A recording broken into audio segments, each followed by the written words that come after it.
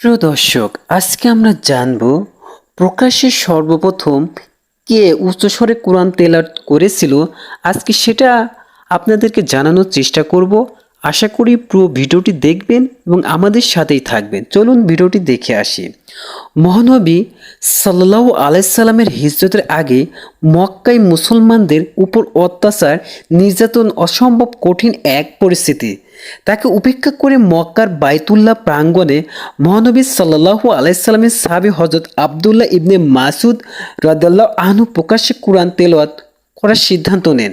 তিনি কাবা শরীফের মাকামে ইব্রাহিমের কাছে দাঁড়িয়ে উচ্চস্বরে সূরা আর রহমানের কিছু অংশ তেলাওয়াত করেন। কুরাইশ নেতারা তা শুনে হতবাক হয়ে যায়। সঙ্গে সঙ্গে তারা তার দিকে ছুটে গিয়ে নির্দয়ভাবে তার মুখে আঘাত করতে থাকে।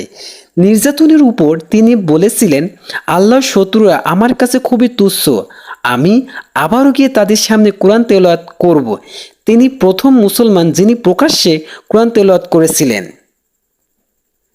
হযরত আব্দুল্লাহ ইবনে মাসউদ রাদিয়াল্লাহু আনহু এর আবেগময় কোরআন তেলাওয়াতের প্রশংসা করে রাসূল সাল্লাল্লাহু আলাইহি সাল্লাম বলেছেন, কোরআন যেভাবে নাজিল হয়েছে কেউ যদি সেই অনুসারে সুন্দরভাবে তা তেলাওয়াত করে আনন্দ পেতে চায়, তাহলে সে যেন আব্দুল্লাহ ইবনে মাসউদ রাদিয়াল্লাহু আনহুর মতো করে কোরআন তেলাওয়াত করে। আব্দুল্লাহ ইবনে মাসউদ রাদিয়াল্লাহু আনহুর জন্ম মক্কায়। খুব অল্প বয়স ইসলাম গ্রহণের সৌভাগ্য অর্জন করেন তিনি। ইসলাম গ্রহণের তালিকায় তার নাম ষষ্ঠ। মক্কার অবিশ্বাসীদের অত্যাচারে অতিষ্ঠ হয়ে একসময় তিনি হাবশায় হিজরত করেন। পরে সেখান থেকে ফিরে আসেন মক্কায়। কিছুদিন মক্কায় থাকার পর অনুমতি পেয়ে হিজরত করে চলে যান মদিনায়।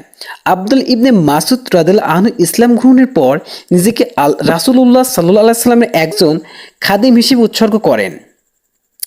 আব্দুল্লাহ রাদিয়াল্লাহু আনহু রাসূলুল্লাহ সাল্লাল্লাহু আলাইহি সাল্লামকে ছায়ার মতো অনুসরণ করতেন। সফরে, ইকামতের ঘরে, ভিতরে বা বাইরে সব সময় রাসূল সাল্লাল্লাহু আলাইহি সাল্লামের সঙ্গে তিনি থাকতেন। রাসূল সাল্লাল্লাহু আলাইহি সাল্লাম যখন নিজের ঘরে অবস্থান করতেন সে সময় আব্দুল্লাহ রাদিয়াল্লাহু আনহু এর সেখানে প্রবেশের অনুমতি ছিল। এই কারণে তাকে মহিবুস শির অর্থাৎ রাসূল সাল্লাল্লাহু আলাইহি সাল্লামের গোপন বিষয়ে অধিকারী বলা হয়। নবী সাল্লাল্লাহু আলাইহি সাল্লামের ঘরে তিনি লালিত পালিত হন। সাহাবীদের মধ্যে যারা কোরআনের ভালো পাঠক, এর ভাব অর্থ বোঝার ক্ষেত্রে খুব পারদর্শী এবং আল্লাহর আইন ও বিধানের ব্যাপারে অভিজ্ঞ ছিলেন, আব্দুল্লাহ ইবনে মাসউদ রাদিয়াল্লাহু আনহু তাদের একজন। তার অসাধারণ তেলাওয়াতের জন্য রাসূল সাল্লাল্লাহু আলাইহি সাল্লাম অন্যান্য সাহাবীদের তার কাছ থেকে কোরআন শেখার নির্দেশ দিতেন। রাসূল সাল্লাল্লাহু আলাইহি সাল্লামের সঙ্গে সব গুরুত্বপূর্ণ যুদ্ধে তিনি অংশ নেন। বদর, উহুদ, হুদাইবিয়া, খায়বার সহ মক্কা বিজয়ে তিনি রাসূলুল্লাহ সাল্লাল্লাহু আলাইহি সাল্লামের সঙ্গী ছিলেন।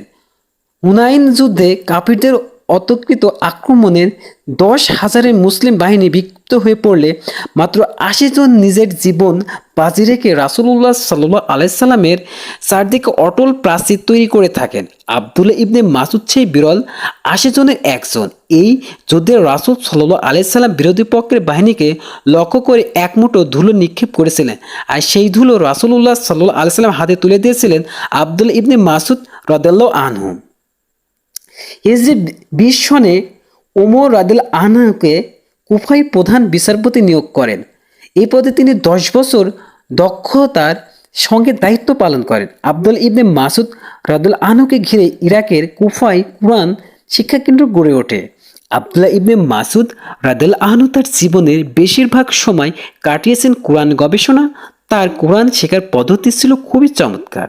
তিনি একটি আয়াত পড়ে তা আমল না করা পর্যন্ত অন্য আয়াত শিখতেন না এবং সূরা বাকারা শেষ করতে তার 3 বছরের বেশি সময় লেগেছিল।